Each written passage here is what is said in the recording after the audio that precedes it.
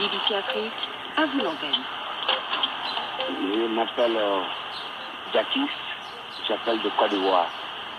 Je voulais dire à Assimi Goïta, encore une fois pour dire que Assimi Goïta, vraiment, relation, l'amitié, l'historique qui entoure la Côte d'Ivoire et le Mali, qui était créé depuis qu'il n'est encore né, il ne faudra pas qu'il va venir la gâcher. Les Ivoiriens respectent beaucoup les Maliens, comme les Maliens respectent beaucoup les Ivoiriens. Pays frontaliers, c'est obligé qu'il y a beaucoup de choses qui sont entre vous. Il y a beaucoup d'histoires que nous partageons ensemble. Il y a beaucoup de choses que nous partageons ensemble. Donc, vraiment, nous demandons pardon à Assimi Goïta de ne pas ce que la Côte d'Ivoire et le Mali ressemblent. Il y a beaucoup de Maliens en Côte d'Ivoire. Il y a beaucoup d'Ivoiriens qui sont au Mali. Il y a plus de Maliens en Côte d'Ivoire que le Mali. Il y a beaucoup de cours maliens en Côte d'Ivoire. Dans nos villages, dans nos campagnes et dans les grandes villes. Je dis, il y a beaucoup de cours. Il y a des Maliens qui sont éveillés, qui sont là, et qui ne connaissent même pas. Donc vraiment, nous demandons beaucoup à Assimi de penser à eux. Donc vraiment, vive la Côte d'Ivoire, vive le Mali et vive l'Afrique. Donc à bientôt. À vous l'antenne. Bonjour la BBC. Moi, c'est effectivement dit, je vous appelle de la Côte d'Ivoire. Dirigé sur la Côte d'Ivoire et le Mali.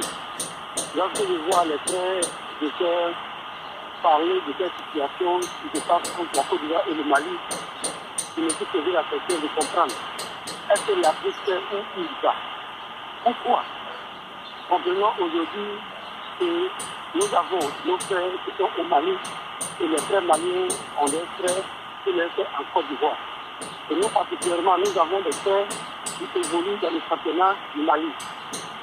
Qu'est-ce qui aurait motivé et à déclarer la guerre contre le Mali en sachant que les frères sont en train d'évoluer dans le championnat malien? Alors, revenons sur terre et changeons de mentalité. La guerre n'aura jamais lieu entre la Côte d'Ivoire et le Mali. Vous qui parlez sur les réseaux sociaux, vous n'allez pas avoir suivi pour aller au fond. Que je connais la Côte d'Ivoire, que je connais le Mali, et que je me dis de mettre la BBC. Bonjour, je vais t'aller à Colombier en Chocro, Cocoboitro, Atiwatro, la Côte d'Ivoire, 19 septembre 2002. Et cela 20 ans que la Côte d'Ivoire a connu sa première rébellion. La rébellion qui a endeuillé la Côte d'Ivoire, il y avait en son temps des politiciens qui voulaient briguer la magistrature suprême.